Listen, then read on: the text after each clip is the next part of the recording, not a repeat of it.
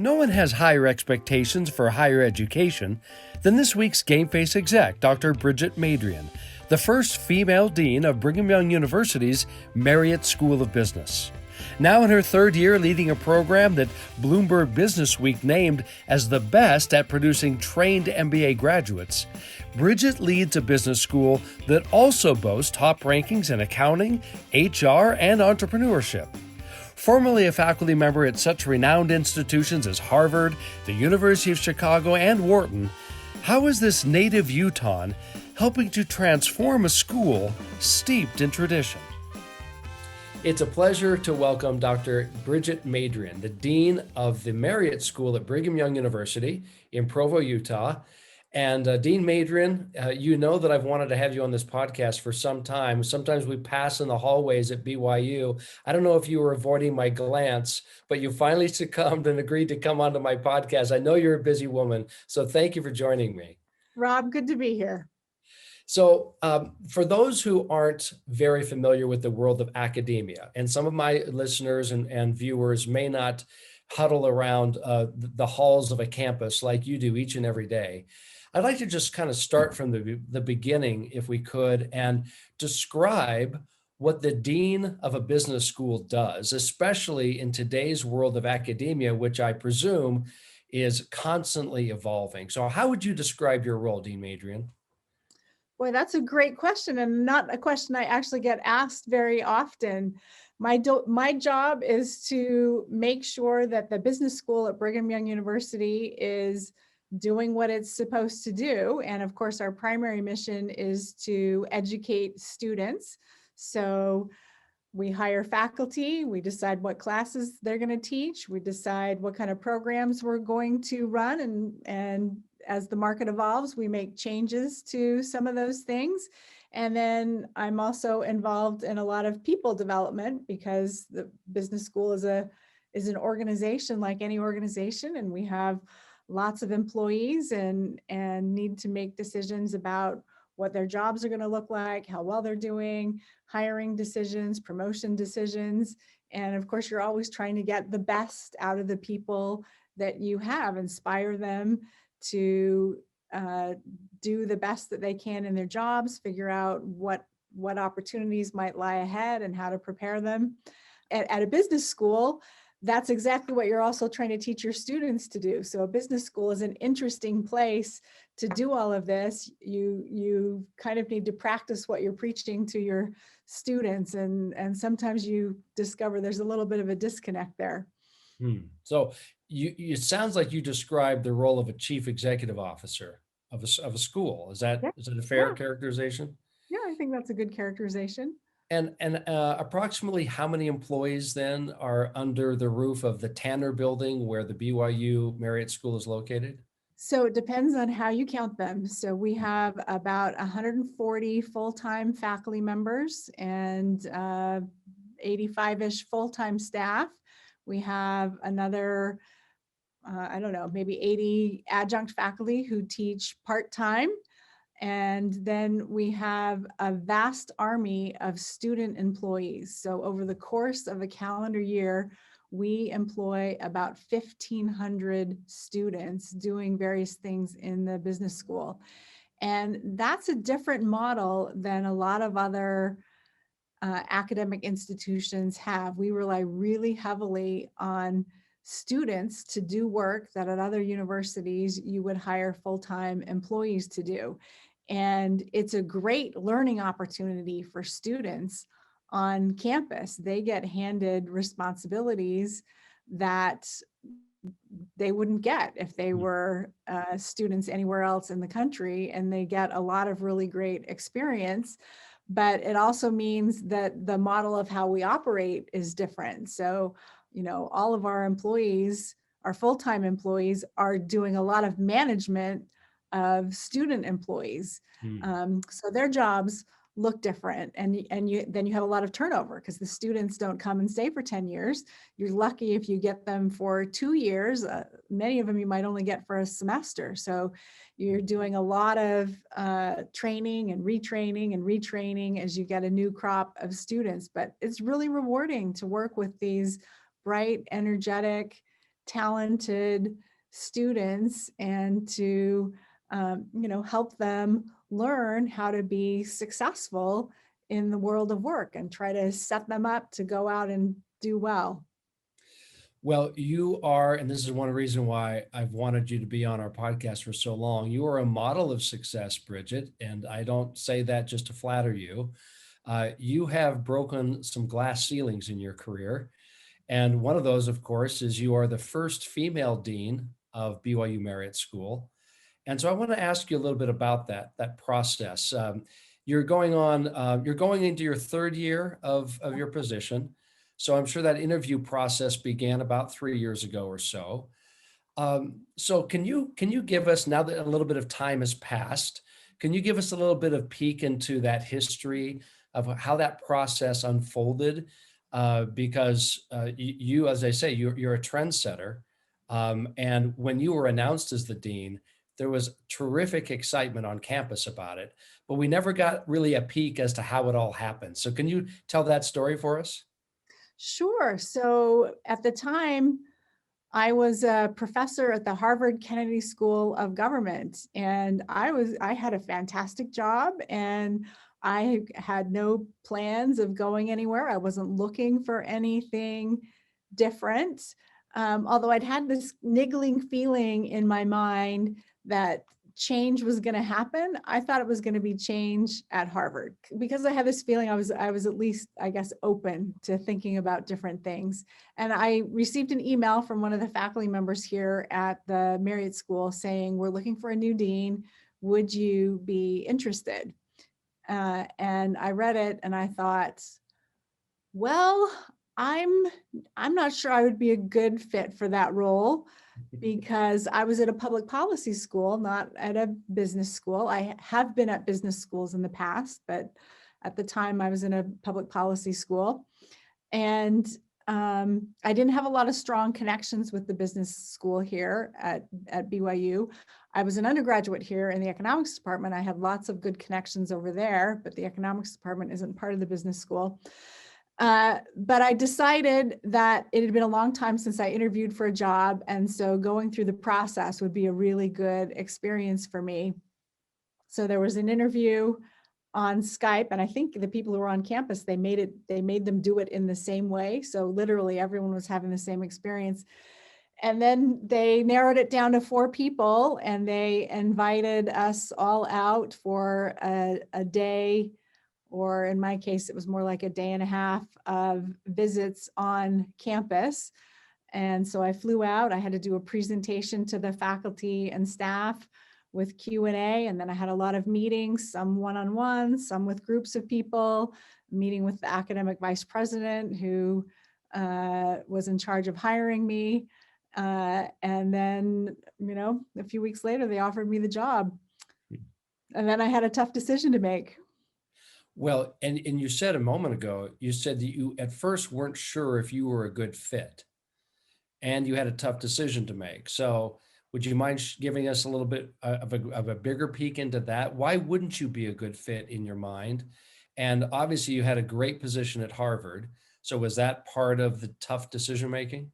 Yeah, that was part of the decision making. When I came out here and was doing my, day and a half dog and pony show, for me, that was as much about me deciding whether I was interested in the job as it was about BYU deciding whether they were interested in me. And in my background, I had spent significant time at 2 different business schools. So I was on the faculty at the University of Chicago for 8 years at their business school, and I was on the faculty of the Wharton School of the University of Pennsylvania for 3 years. And while I was at Harvard, I was doing part of my teaching in a joint degree program between the Harvard Kennedy School, which is the public policy school, and the business school. So, I definitely had a business school background. In that sense, I didn't feel like it was it was crazy for them to be talking to me. But, I hadn't spent my whole career in a business school, and my approach to the world is I think about things from a public policy standpoint about how do we make how do we make the world a better place? As it turns out, I think that's actually a great outlook, a viewpoint to have for someone in this type of an administrative position, where I'm trying to, help all of the students in the business school succeed regardless of what they're majoring in, trying to, help the whole college, not, one department versus another, and also in terms of building connections and bridges and trying to help the university as a whole. So I think that background, is relevant, but it's definitely not the traditional path that you see for business school deans. Mm. And there's been a learning curve, that's for sure, but I've felt very supported and I think it's been a great opportunity for me to learn new things. And I can see how the institution benefits from having someone come in from the outside. But I've also had to learn when to bow to, precedent and culture and things like that. And when to maybe push on, yeah, this is the way you've been doing things for a long time, but would you be open to considering an alternative? What's been your biggest surprise since you've arrived on campus? Either, positive surprise or one, maybe a disappointment that hasn't been yet realized, hasn't turned into a success yet. So after being on the job for a couple of years, um, what's kind of taken you by surprise, if I can ask that? The biggest positive surprise is really realizing just how many people are out there who want to help. Hmm. And, I knew I would come in and we would have alumni who were supportive, and there would be lots of people who would be interested in helping the institution succeed. But I completely underestimated how extensive that reservoir of goodwill is Hmm. from the many, many, many friends of this institution out there in the world. And, not a week goes by without several people reaching out and saying, what can I do to help? And for some of them, it's how can I help financially? But for many of them, it's what can I do to help mentor students? What can I do to help you as the dean? What can I do to move your initiatives along? What can I do to be an ambassador? And it's just really heartwarming to realize that you're not in this alone. You have this whole army of people, and only a few of them are on your formal payroll. You talked a little bit about the background before joining BYU. So you started your professional career at Harvard, then you went to University of Chicago Business School, then to Wharton, then back to Harvard, and then eventually, of course, now to BYU. Uh, may I ask, were you recruited for each of those moves? Because I think people would be surprised to learn that a recruitment process takes place in academia. I think kind of the old stereotype is we have staid professors who just kind of stay hunkered down in their office and come out and teach and then go back and do research. But it sounds like in your case, there was a lot of movement professionally, a lot of opportunities being presented to you. So is that how it worked in your case? You were just Yeah, kind of doing your thing and they found you? yeah, there is definitely recruiting that goes on in the academic world. And I feel really lucky to have had the professional trajectory that I've had over the years. I've worked at a lot of really interesting places and learned a lot of important things from those different institutions. And I think it's good to be able to compare and contrast. What did I like about this place that I want to bring going forward, and what do I like about the experience that I had there? And I think there are definitely a lot of people in academia who haven't moved around, but when I'm talking to students, particularly graduate students who are going off and graduating and get their first job, I tell them not to be not to be afraid of moving. You're not interviewing for the job you're going to keep for the next 30 years of your life. You're interviewing for something you're going to do for the next few years. And now I tell that to the students here at BYU Marriott, because I think a lot of them, they're graduating and they're really focused on that first job coming out of school like it's the only job they're ever going to have, and they better get that decision right because they're going to be living with it for 30 or 40 years. And I find myself doing a lot of recalibrating. No, you're taking a job for, 2, 3, maybe 5 years if you're lucky. Find a job that's going to give you good experience for a few years, and then get all that you can out of it and think about what do you want to do? What do you want to do next? I like how you are encouraging people to kind of pushing them out of the nest, because one of BYU's themes, its slogan is enter to serve and go for, excuse me, repeat it for me, Bridget. You can do it better Enter than to I do. learn, enter to learn, go forth to serve. And then Yeah. there's another motto that's at one entrance of campus. Yes. And then at another campus entrance, it's the world is our campus. So I refer to those mottos a lot. We want our we want our students to go out into the world and learn what they can. There are certain things you can learn on campus, but if the world is our campus, we're not just learning about the world on campus. We need to go out into the world and make the world our campus, and go forth and serve other places as well. And, I spent most of my growing up years here in Utah County. My father was a sociology professor here on campus when I was growing up. So I literally grew up on this campus. I went to the preschool program that is on campus. I started here when I was 4. I wouldn't trade the experiences that we had living in Boston, living in Chicago, living in Philadelphia, for anything. I learned so many valuable things living those other places. And then when I was 14, when I was in high school, my father led a 6-month study abroad program in Europe. And so took the family, and with a group of 30 college students, we spent 6 months traveling around Europe, and that was eye-opening. So I definitely would encourage our students to go out and live someplace different, learn something, make new friends, learn about the people in a different part of the country or a different part of the world. And eventually maybe you'll, come back to Utah if that's what you love, or go back someplace else. We've got students from all 50 states and dozens of foreign countries. But don't be afraid of living someplace different and going a little bit outside your comfort zone. And speaking of learning, what maybe you could share with us 1 or 2 examples. What did you learn while on the campus, say at Harvard or at Wharton, that you are trying to bring into the BYU culture and within the Tanner building that we see behind you right now?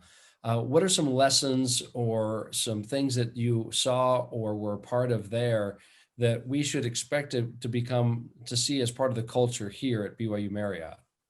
I think one of the most important things I learned from moving around different places is that the culture, the corporate culture is different, and it can be dramatically different, but you can shape it. You can have an influence on it. So my first job in the Harvard Economics Department, so this is when I was in my mid-20s, straight out of graduate school, and it was a very isolating culture. It was an environment where people were kings unto themselves, and they put the junior faculty down in a little hallway on the first floor. We were all off by ourselves, didn't have a lot of interaction with other people.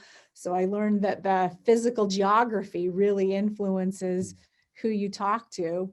And then I went to the University of Chicago, the business school there, and the culture was completely different. So they had a culture where everyone got together for lunch. You'd have 20 people eating lunch together, either in the, faculty common room, which had seating for a whole bunch of people. People would just show up there for lunch, or there was a faculty club, and, big groups of people would go over there for lunch. And I learned so much over the 8 years I was there, just from having lunch with colleagues who were in different disciplines. And I loved that. I loved that ability to meet people who thought about things differently and learn from them and get to know them.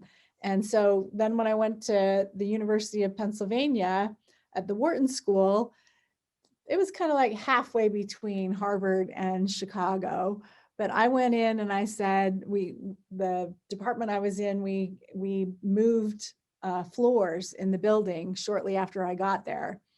And so I said, well, before we bake everything in stone, what if we set up a lounge area where people can just come together and hang out? Because they didn't have that.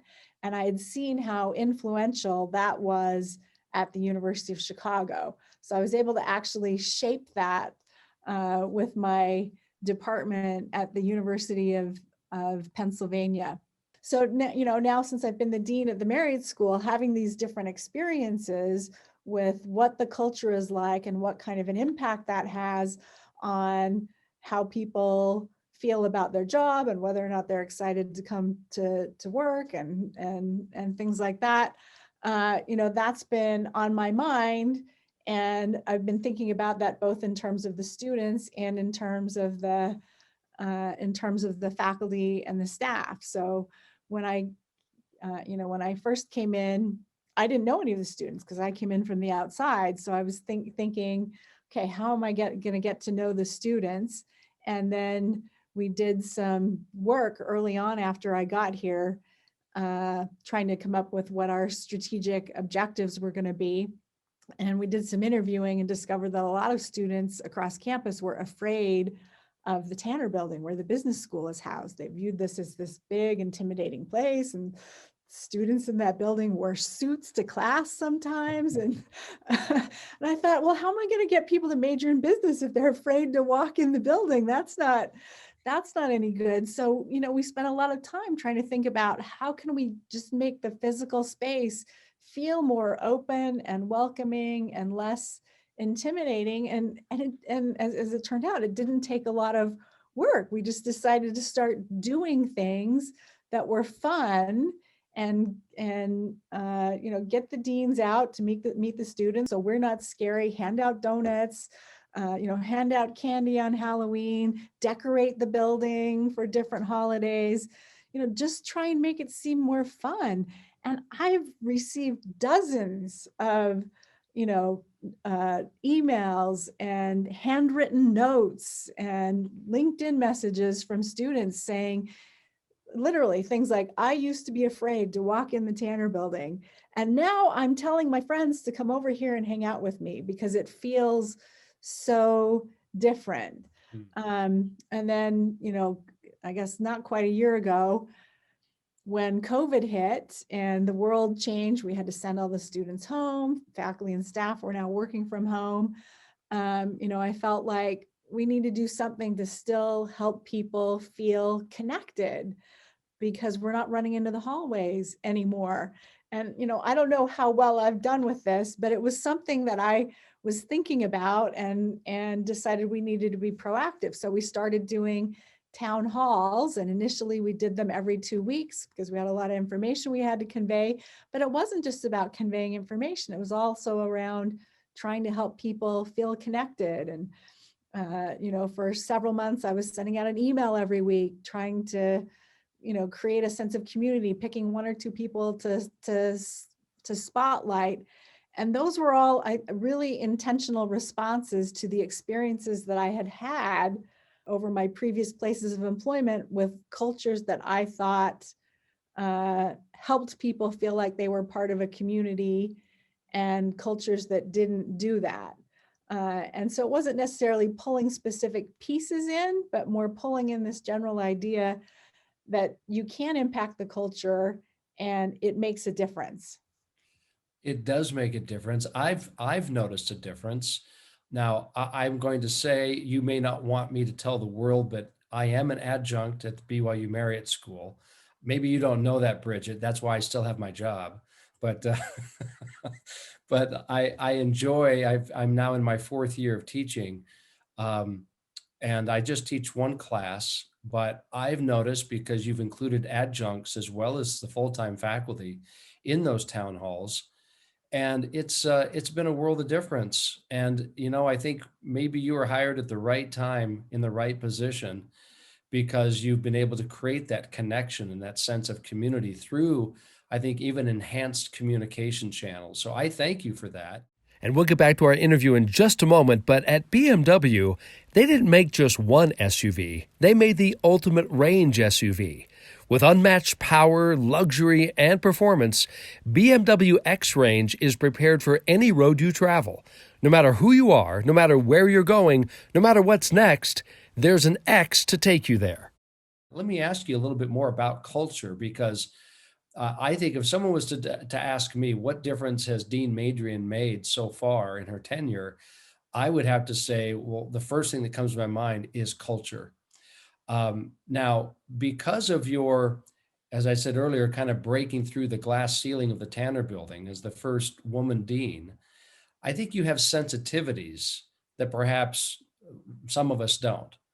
And one of those sensitivities that you've brought, which has really been front and center as far as your town hall discussions, has been how we need to be very intentional about diversity and inclusion.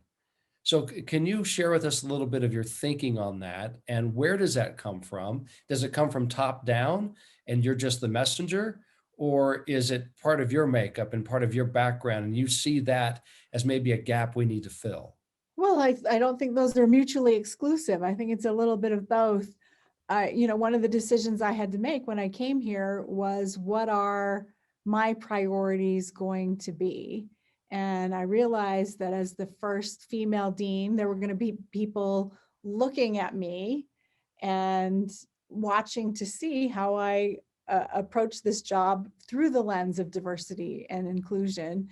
And I could decide that I wanted to embrace that, or I could decide that I just wanted to focus on kind of more traditional things that a dean might focus on. And I decided, what's the point of coming in and being the first female dean if you can't, if you can't use that as a platform to, create a more inclusive culture. And, from my background, that would be with respect to gender, but, I think we need to be inclusive more, more broadly. That's the piece of it that I have felt personally. But, I've also through my career seen how inclusion benefits organizations, and how different people have been impacted when they felt more or less included. And I think my experience at the Harvard Kennedy School is really influential there. So the Harvard Kennedy School, about 40% of the students were international. So we had students from all over the world, and it was a joy. It was really wonderful to teach them and learn from them. Really, I learned so much from these students who came from all over. But because we had students from so many different backgrounds, there were a lot of discussions around diversity and inclusion, on the basis of all sorts of different metrics.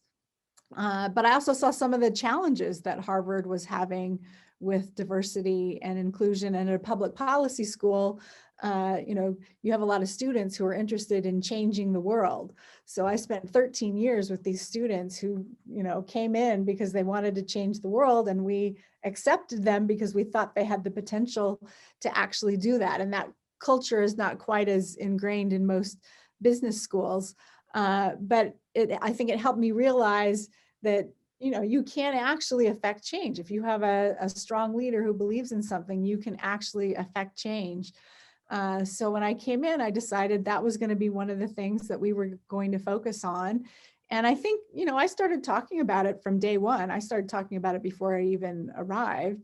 And things really, for me, took on a new sense of urgency last June with the Black Lives Matter protests after the death of George Floyd. And I had this moment where I realized that I had been talking about it, and I think talking about it in a way that was different than had been in the past, but it wasn't enough. and that we needed to do more. And that's where I really decided we needed to talk about it more often. We needed to talk about it in concrete and specific ways.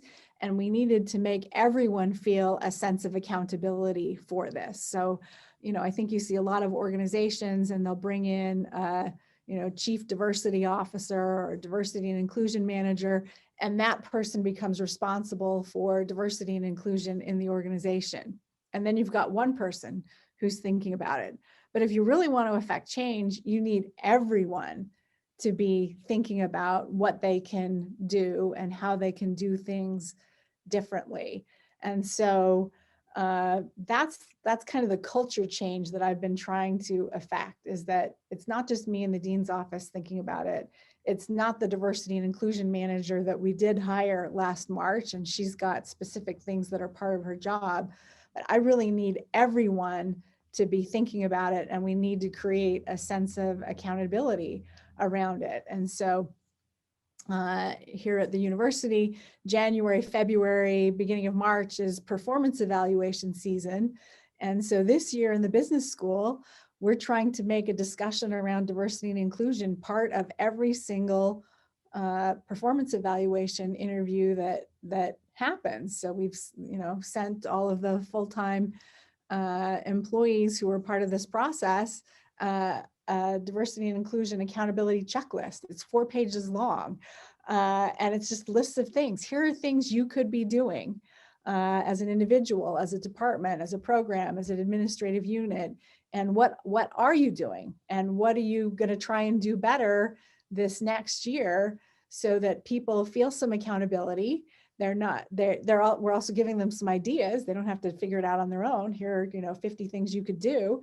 And then we're creating conversations around it, and everyone's involved, not just one person or a handful of people. And we've started to see change, and change happens slowly. It's not going to happen overnight, but we've started to see meaningful change in how people are thinking about things and what they're doing. And that's been really rewarding because I think it's the right thing to do. I think it's what we need to do. It's the right thing to do, and it's happening. And I feel really lucky to be a part of it.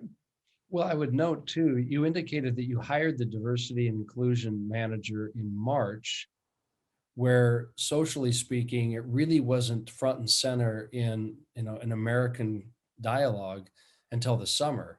So you were obviously ahead of it, if you will. Let me ask you this though, in a private institution such as BYU, we have something that we call the honor code. And so the honor code requires both staff and of course students to make commitments that they will live a certain type of life. And when I say that, I mean standards, that they will maintain certain standards.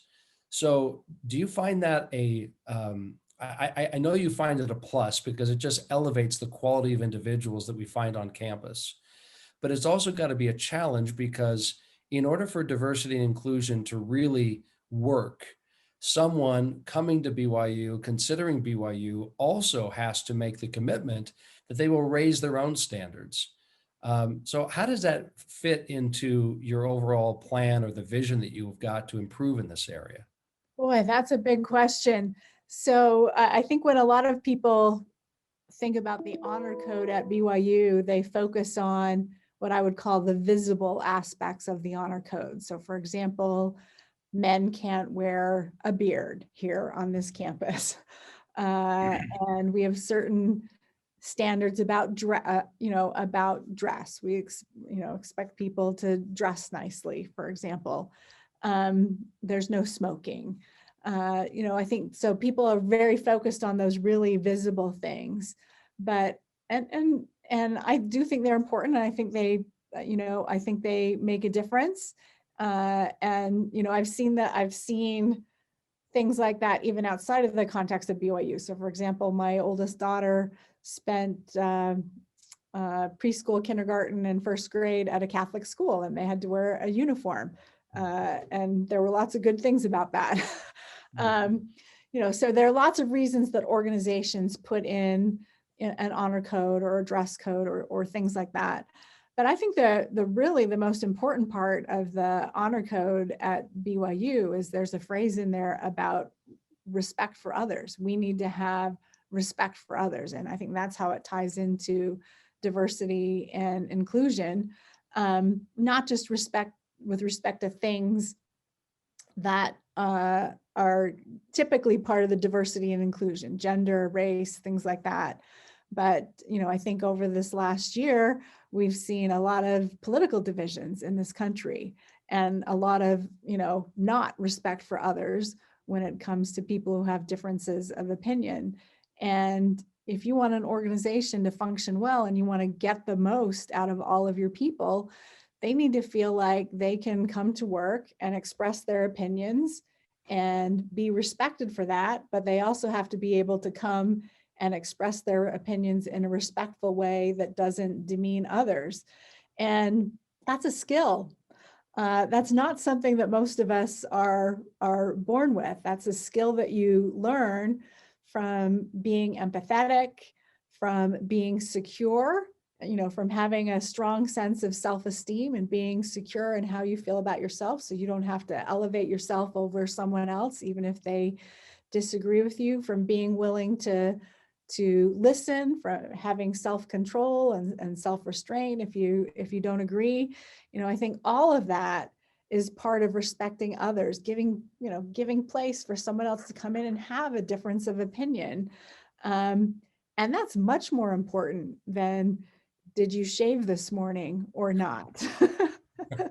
And I wish that would be a bigger focus on campus. And it's not that it isn't a focus. There are lots of people on campus who are focused on that. That's really what we need to be striving for.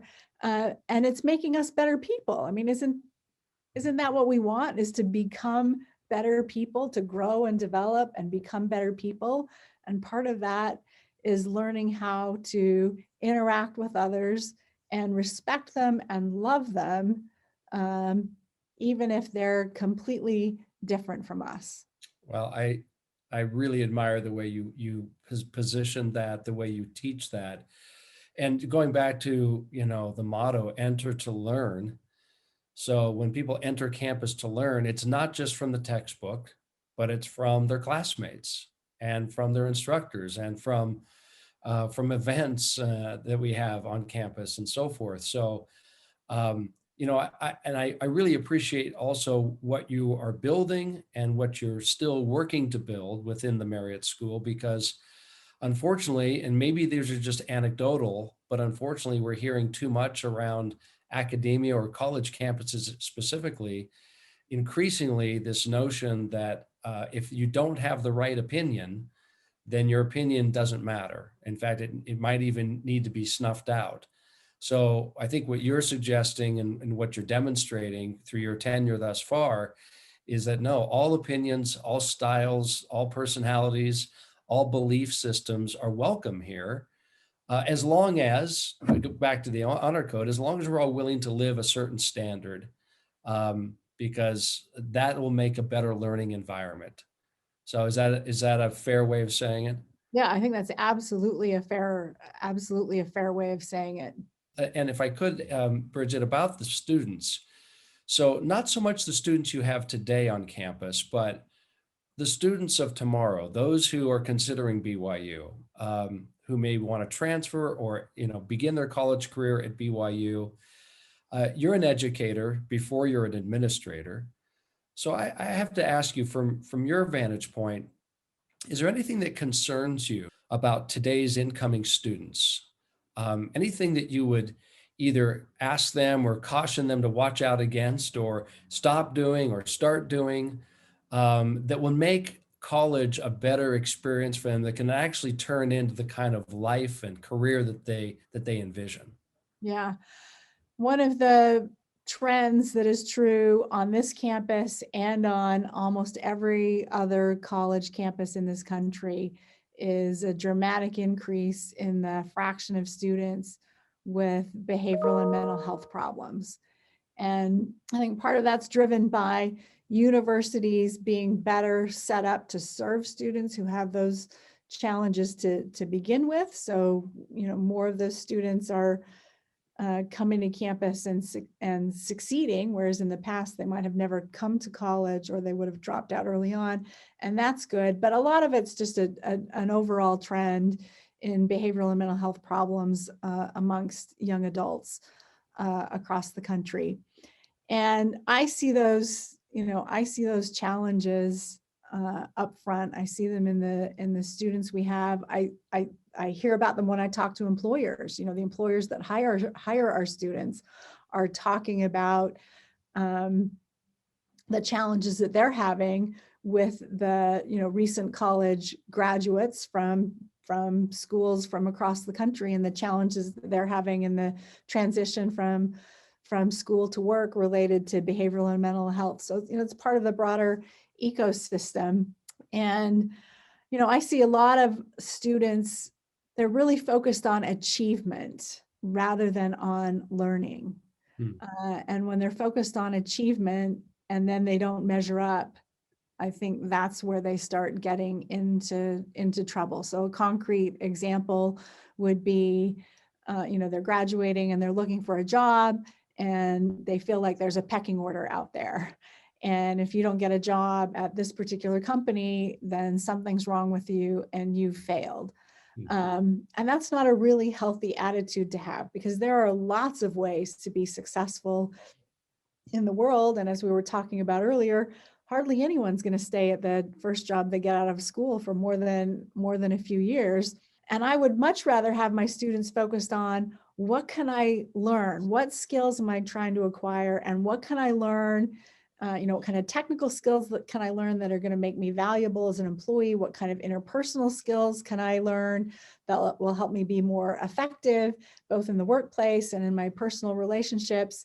And how can I just become a better person and use school as an opportunity for personal development and growth, rather than as a yardstick to try and assess how I measure up? Because the former, like, what can I learn? How can I grow? Lots of good research from psychology that's a healthy attitude. You'll be happier, you'll be more productive. And that's really the goal we all want. It's not what's the name on the top of your resume. It's not the size of your paycheck. It's how happy are you? How fulfilled are you? Are you finding meaning in your work, in your personal relationships, with your family? That's what success is. And we need to do a better job of helping our students understand what success is and what success isn't. Well, I'm no sociologist, but it makes me think that perhaps the social media culture that we're growing up in, where your social media post is kind of like your daily grade as to how you're doing socially and socioeconomically. Perhaps that's feeding that tendency. You can kind of see if someone is having a good day based on their social media post, if they're popular that day, if they won a big something at school or at work. Maybe that's a contributing factor. But I really appreciate what you're suggesting here is that we have to take the long view, and that what the purpose of a university education. In fact, forgive me if this is contrary to what you teach, but I say to some people who ask me, which degree should I get?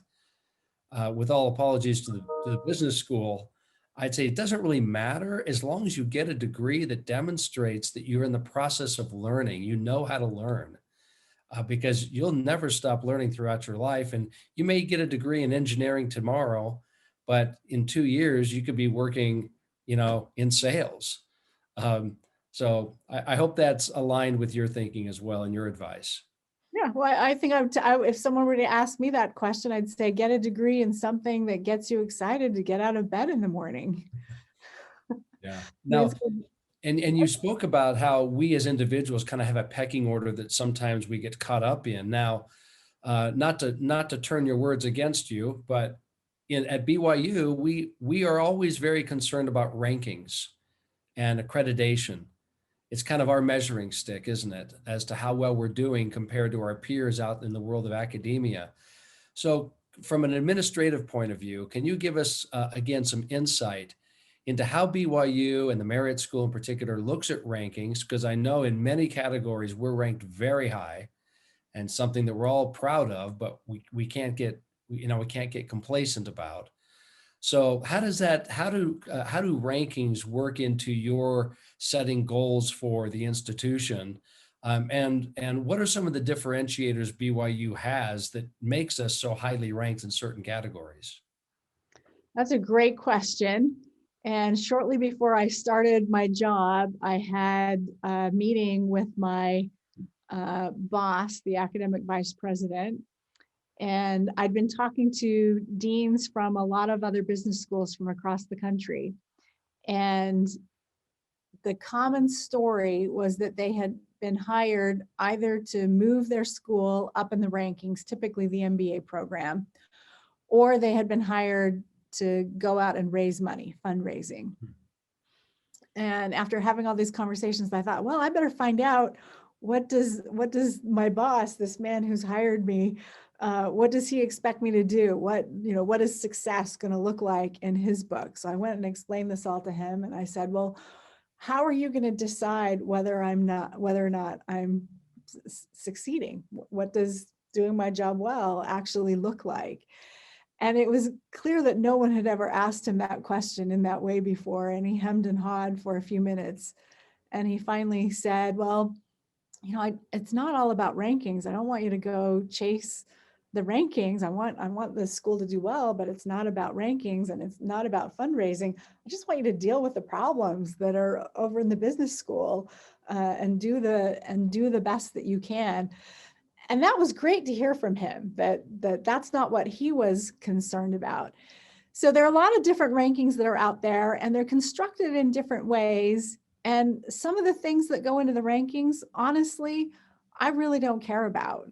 And I don't think we should be focused on. And there are other things that don't show up in the rankings that I think we absolutely should be focused on. So for example, some of the rankings factor in things like starting salary of your graduates. And starting salary is, it's not an irrelevant metric. Certainly our students are going out and getting jobs, and we'd like them to be paid well for what they're doing. But if someone is taking a job in New York City and they're getting paid 25% more than someone who's taking a job in Dallas because the cost of living is lower in Dallas, do I really care about that difference? No, I don't personally. And if someone would rather live in Dallas because it's got a lower cost of living and they can buy a house and start raising a family earlier, and it's going to bring them more joy and happiness, then I'd rather have them move to Dallas.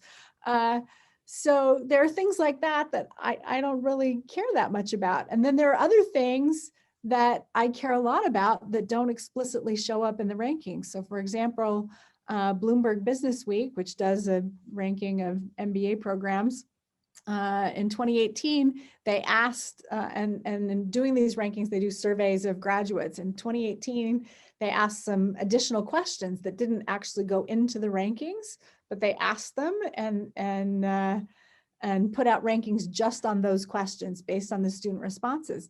And one of the questions was, my MBA program has inspired me to pursue an ethical career, something like that. That wasn't the exact wording, but close enough.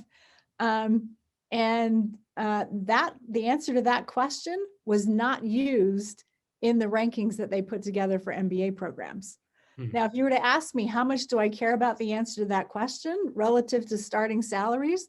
I care a lot more about knowing that our students have come out with a desire to be moral and ethical leaders in business than their starting salary. But one of those gets included in the rankings and one of those doesn't. Where did BYU end up on inspiring students to pursue an ethical career? We were number one in the country on that one. So I think you have to take the rankings with a grain of salt, and you have to decide what do we stand for. And here at BYU Marriott, I think we stand for training leaders of faith, intellect, and character. And part of the character piece is we want our students to act with integrity. We want them to work hard. We want them to be good examples. We want them to be grateful. We want them to be humble. And those aren't all things that the rest of the world values the same way we do. But I feel like we should be setting a program that's true to the values we believe in. And if we do that, we'll do okay in the rankings. Yeah. The rankings will Well, follow. that's encouraging as a member of your staff. I appreciate that explanation and that point of view. Now, speaking of point of view, you have an extensive library of research and papers that you've written in really your core area of expertise. Long before you became the dean at BYU Marriott, you're an expert in behavioral economics, household finance. I hope I'm describing it correctly. And I would encourage my audience to do a little research into your writings because they are vast and extensive. I don't know how much you're able to do that anymore. I suspect not much in your current role. And by the way, Dean Madrian, are you able to teach even today as a dean at the Marriott School? I am not teaching any classes, but I do take advantage of every opportunity I can to interact with students. And I feel like I get a lot of those opportunities, and that kind of brings me the same joy that I got out of being in the classroom, but I don't have to write exams and grade papers. So I I'm okay with understand. that trade-off. So I do want to tap into your expertise as we begin to wrap up here. I want to tap into that expertise that you've got because I think it could be helpful to this audience and frankly anyone. In this unusual economy we're going through right now, hopefully we're starting to see some semblance of normalcy returning. Who knows? But what is some advice or maybe even an observation from your vantage point that you can give us as it relates to how a business or a household can adjust to this new economy and the changing world that the pandemic is creating for us? What are some lessons that, if you were a financial advisor, what might you tell us, again, if we're running a household or running a business? Great question. So when people ask me what I do research on, my little tagline is I do research on all the ways that individuals and households screw up in managing their money and how institutions like employers and the government can help facilitate better outcomes. And we've seen a lot of interesting things going on in the country lately, in financial markets, in the decisions that households and families are making. And a couple of lessons that kind of come out of my research and the research of others who work in this area is a lot of times we overreact to changes that happen. And a lot of times that overreaction doesn't, we actually don't benefit from that in the long run. So, a really good example would be a couple of weeks ago, what was happening with GameStop in the stock market. And prices were changing and people were overreacting, and some of them were overreacting by buying into the stock, and some of them were shorting the stock. And there was a lot of psychology fueling investment decisions that weren't really based on what the underlying economic prospects of this company were in the long term. And you saw some people making millions of dollars, and you saw hedge funds losing billions of dollars. So that's the type of those are the types of things that people who are in this behavioral economics and household finance space are studying. And there are very few decisions that you really need to make on the spur of the moment when it comes to managing your money. And we're almost always better off by taking, by stepping back, not making rash, quick decisions, and taking the long view. So when people ask me about investment advice, vast body of literature suggests that most people are really lousy investors. They buy in at the wrong point and they sell at the wrong point. Instead of buying low and selling high, they buy high and they sell low. We're just not very good at timing the market. You're much better off with just investing a little bit continuously, buy and hold, long-term strategy, and you'll do well enough. And if you're not greedy and you're not trying to be at the top of the totem pole, that strategy will save you a lot of stress and grief, and you'll do well by it. You'll do well by it at the end of the day. And I think the other thing we've seen in the last year, I do a lot of research on saving, and a lot of stuff that has come out of that is many households are not saving enough. And I think we've seen we've seen some really interesting disparities when it comes to saving over the last little while. So on the one hand, we've had households who have good white collar jobs where it's easy to work from home, and they've been relatively unaffected in terms of their income by the recession. But the pandemic means that they haven't been able to travel. They're eating from home instead of going out to restaurants and things like that. And they were working in jobs where they had a retirement savings plan to begin with, and their savings rates have gone way up. So they're actually saving a lot more as a result of the pandemic. And then kind of on the flip side, we have households in more blue collar jobs, much more impacted by the pandemic, more likely to be subject to layoffs, didn't have access to a retirement savings plan at work, didn't have other savings, and they've been really hit hard by this, by the recession and the pandemic-induced recession. So the economy has kind of really laid bare the fact that we have, winners and losers in society, and kind of even widened the gaps between those two groups. And I think really highlighted the need to come up with better institutions that facilitate savings throughout the income distribution, not just for, higher educated, white collar workers, but that really benefit everyone. It's obvious we could do a whole new episode just on your expertise in this one topic. So I really appreciate that. And again, encourage people to do a little poking into the writings that you have done over the many years that you've been in academia. So thank you for those insights. So I know these questions, some of them have been a little bit surprise and maybe a curveball here and there. I'm not trying to fool you or anything like that, but I want to end on two quick questions if we could. As you know, Game Face Execs podcast is really, it's centered around how individuals persuade, influence, and inspire, and also how they are persuaded and influenced and inspired. So I'd like to start by asking you, Bridget, if you could, in your career, in your life, today or in the past, can you just share with us one example of someone or something that has inspired you? I feel like I've been lucky. I've had a lot of good people that I've looked to for inspiration. One person, he probably will not listen to this podcast, but if he does, I'm sure he'll be shocked to hear this. I had a really amazing advisor in graduate school named Jim Paterba.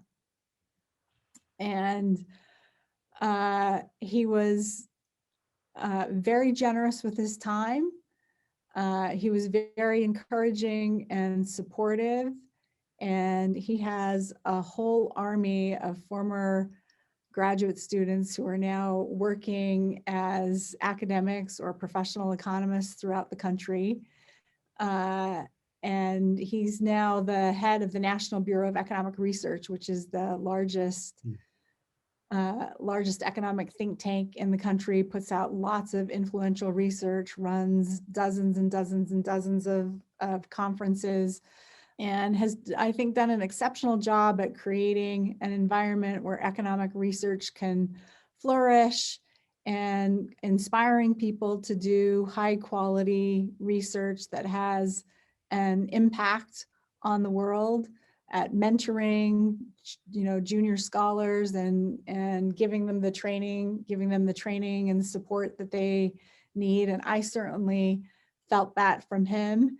And, he's influenced how I do research, but he's also influenced, my leadership and how I interact with other people. And he's been someone that I've, had the good fortune to interact with for over 3 decades now. And that's been a really meaningful relationship in my life. Thank you for that. And also thank you for the lead. We're going to have to reach out to Jim and make sure he becomes a listener of this podcast. My last question for you. I don't wish this upon you, but let's say that someday we have to write something on the inscription of your tombstone, your headstone. And it's going to say, Bridget influenced, and how would you finish that sentence for us? Well, I think I would change the influenced. I would hope it would say, Bridget inspired people to be better. Enough said. That's great. Really appreciate everything you shared with us. Again, congratulations on the position that you have now and the influence that you have on the BYU campus and in the Marriott School specifically. Thank you for all your work in scholarship, and thank you for your work as a leader. Thanks for being a part of this episode of GameFace Execs. If you found any of it useful or helpful, please rate or like and subscribe to our YouTube channel. I always appreciate you referring us to others as well. I'll see you next week. Until then, persuade, influence, inspire.